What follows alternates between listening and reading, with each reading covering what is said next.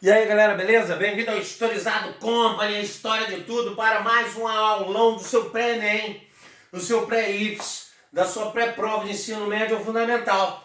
Compreenderam? Hoje nós entraremos aqui justamente na independência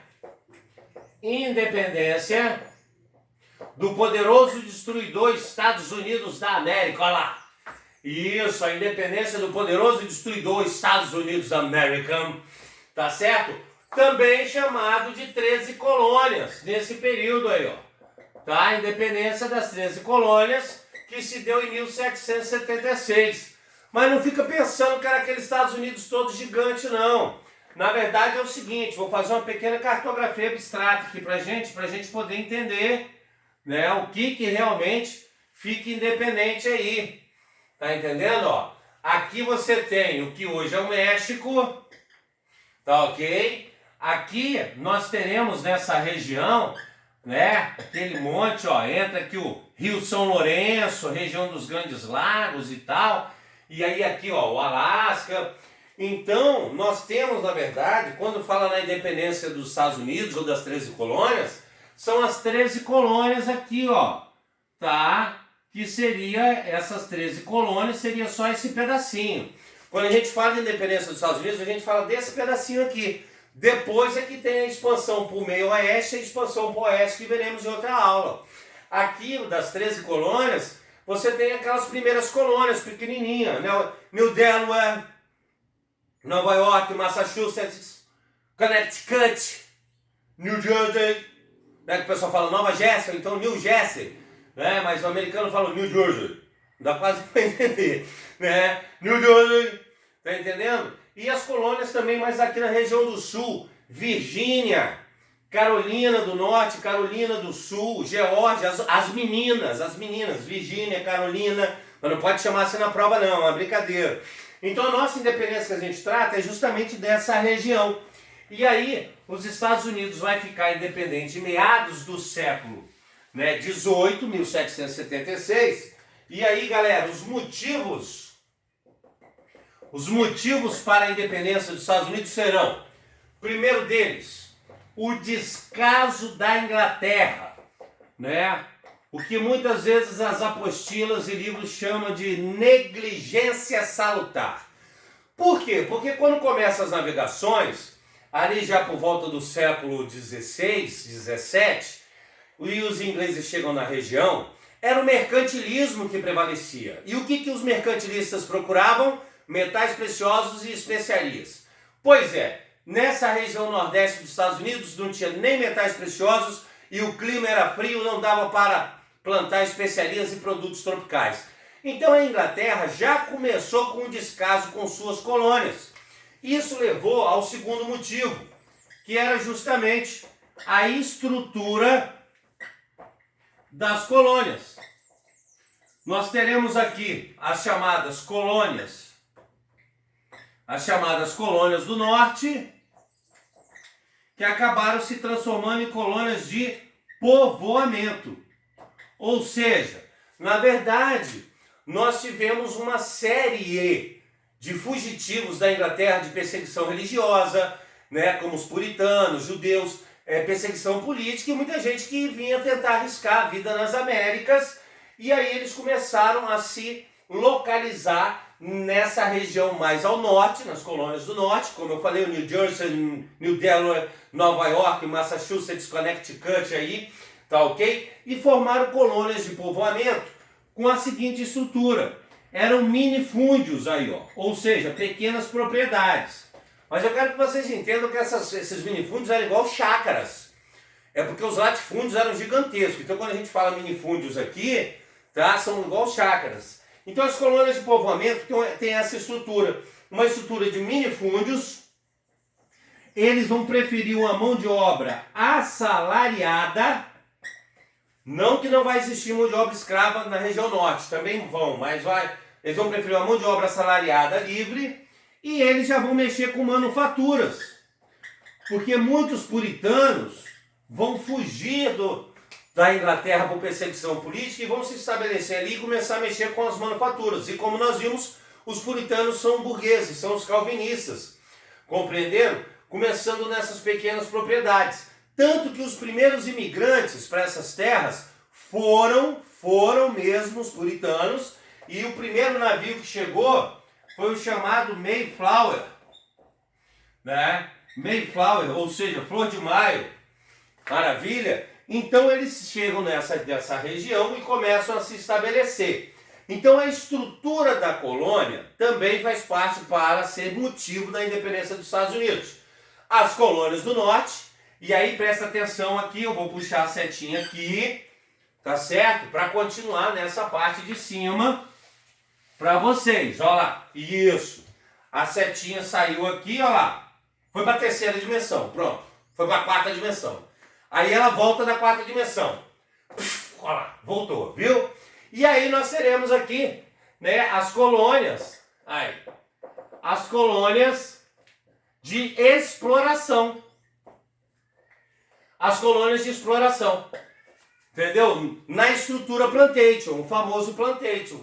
Ou seja, elas eram formadas por latifúndios, grandes propriedades de terra, tinham uma mão de obra escrava, era agroexportador,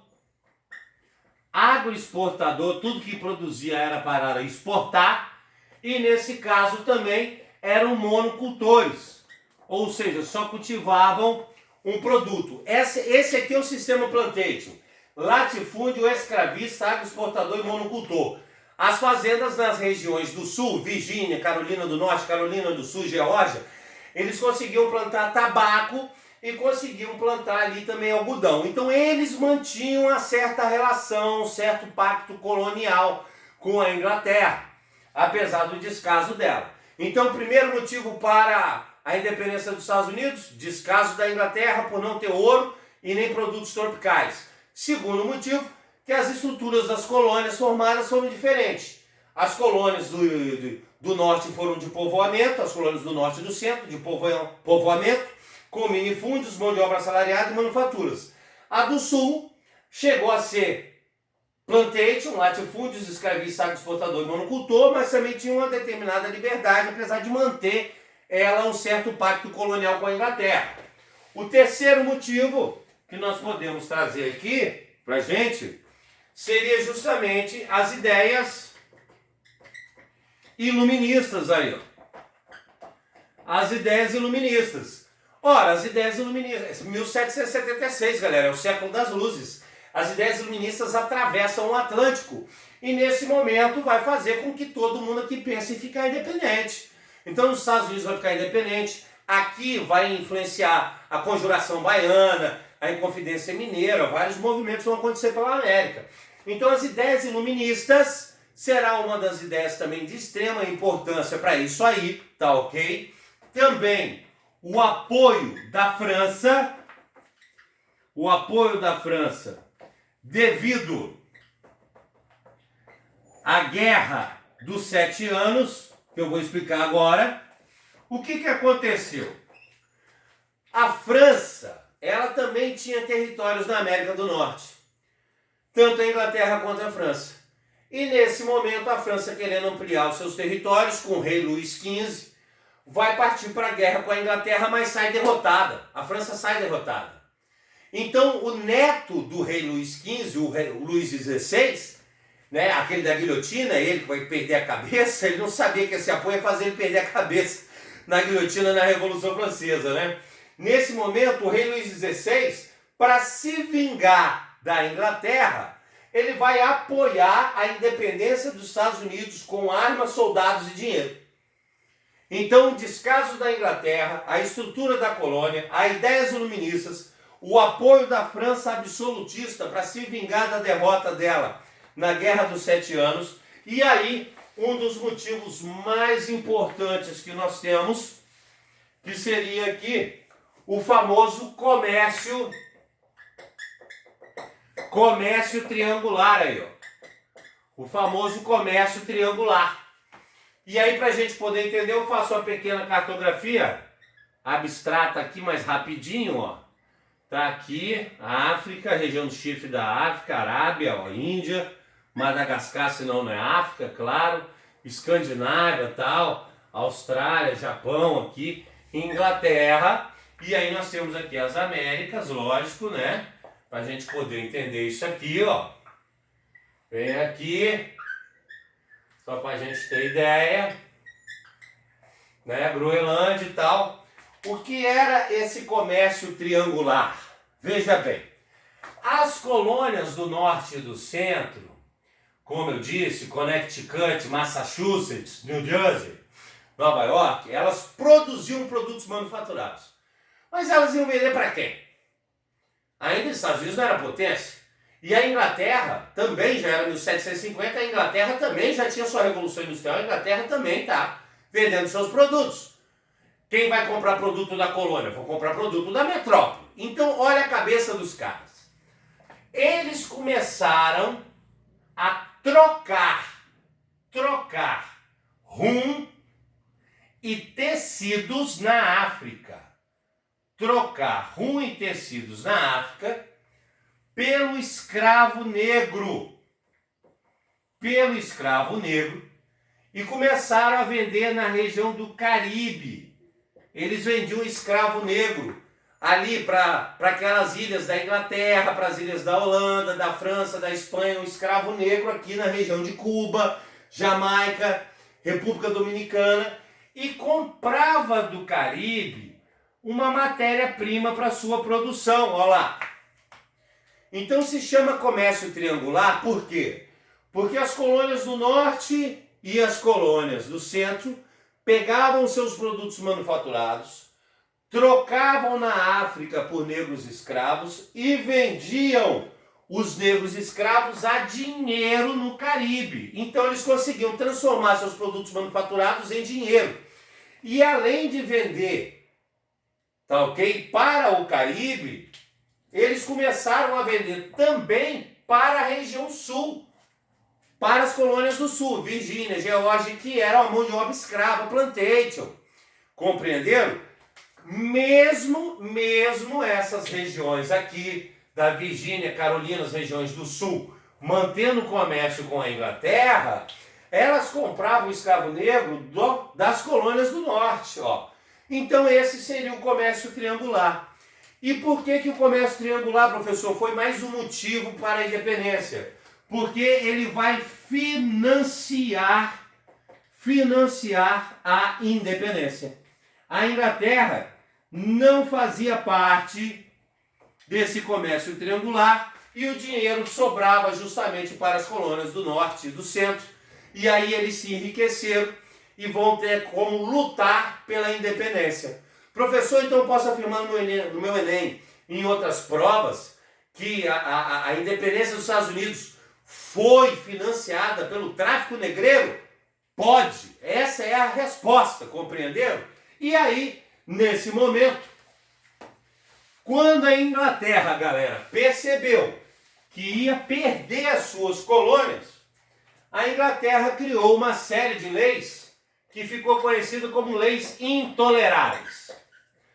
A Inglaterra começou a criar uma série de leis para dificultar a vida do colono e tentar reatar o pacto colonial.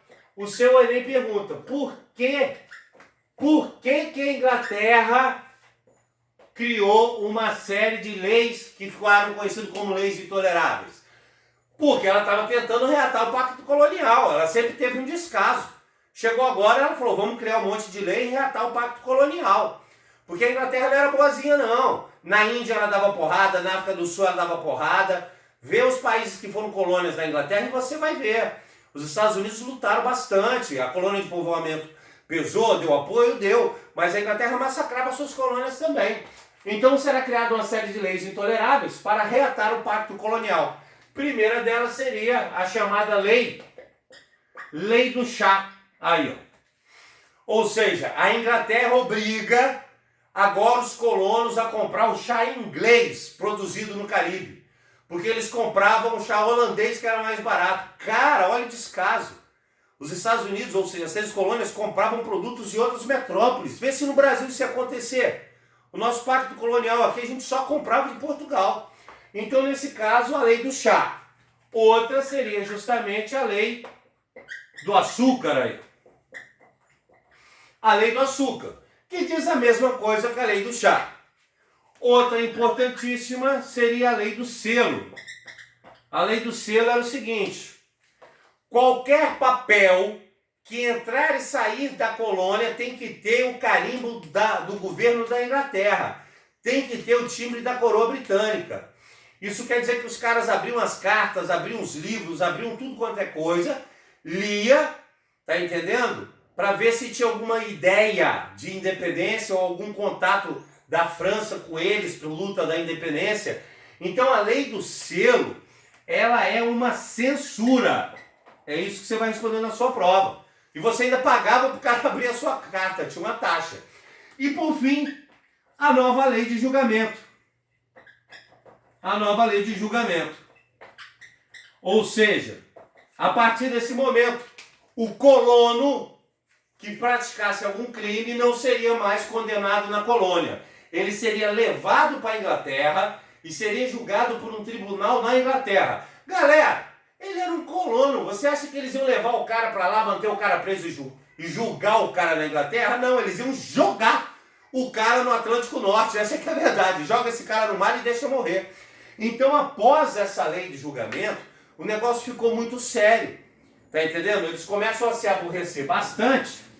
E aí, nesse momento, nós teremos aqui, né, o episódio mais conhecido como Tea Party, ou seja, a festa do chá. Os colonos ingleses se vestem de índio e vão atear fogo nas embarcações de chá inglesas nos portos e afundar tudo. Mas a Inglaterra sabia que não eram índios, sabiam que eram colonos, né, britânicos. E aí, nesse momento também da festa do chá, a Inglaterra decide fazer um novo massacre. O massacre de Boston. O massacre de Boston. Foram vários massacres, né? Em Boston. O massacre de Boston. E nesse momento, depois da festa do chá, a Inglaterra manda sua esquadra de guerra para massacrar a colônia, massacrar os líderes da colônia, os rebeldes. Quando eles ficam sabendo disso, eles já se preparam para a luta. E nesse momento, nós teremos aqui a Conferência da Filadélfia.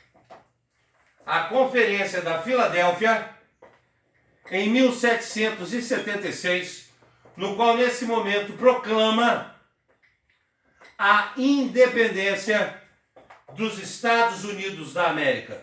E as colônias do Sul decidem se juntar com as colônias do Centro e do Norte e lutar por essa independência. Os Estados Unidos ficam independentes em 1776, no famoso dia 4 de julho aí, ó. Só que eles começam a lutar contra a Inglaterra em 1776 e leva 2 anos de luta.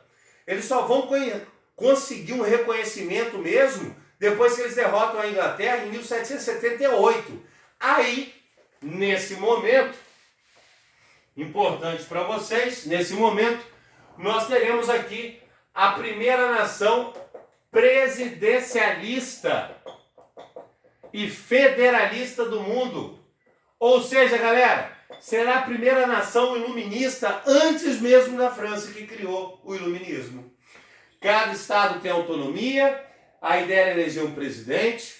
Teremos aqui, tá, o primeiro presidente dos Estados Unidos, que era o líder das tropas norte-americanas, George Washington. George Washington se torna o primeiro presidente, porque como eles acabaram de assumir, não tinha as eleições ainda. Os 5 primeiros presidentes serão eleitos indiretamente, até poder permitir as eleições. Nós teremos, eu vou até escrever de uma forma engraçada, a primeira e única Constituição norte-americana. Constituição, vou até botar aqui entre aspas, ó, primeira e única Constituição norte-americana, desenvolvido por Thomas Jefferson. Olha lá. Thomas Jefferson.